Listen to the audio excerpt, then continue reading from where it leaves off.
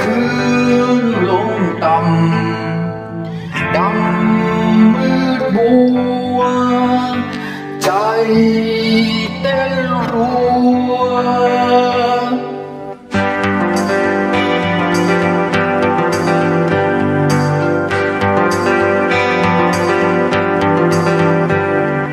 เสี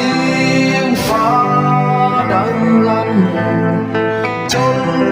พื้นดินสะท้านแรงแม้ใจยังสั่น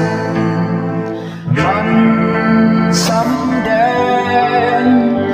ลมพัดแรง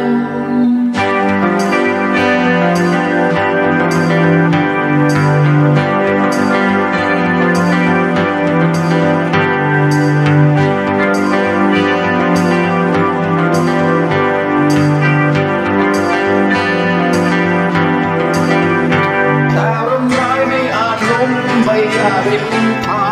งไม่เคยคืนไม่เคยฟื้นได้แต่เอ็นตามดูชีวิตต้องเอ็นผิวโอนเอาเองตามอายุ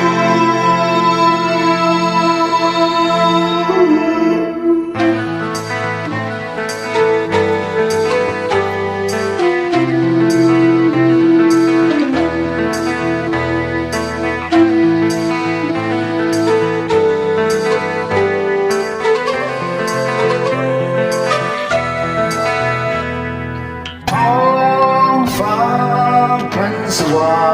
งชีวิตต้องต่อสู้ไปฝันยังไกลห่างอ้าง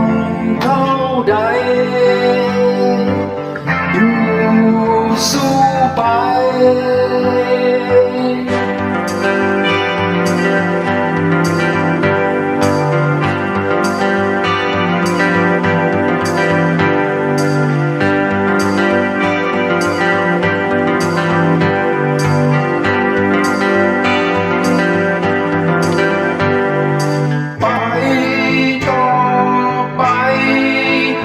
แต่เคยคิดว่าชีวิตเป็นอย่างต้นไทร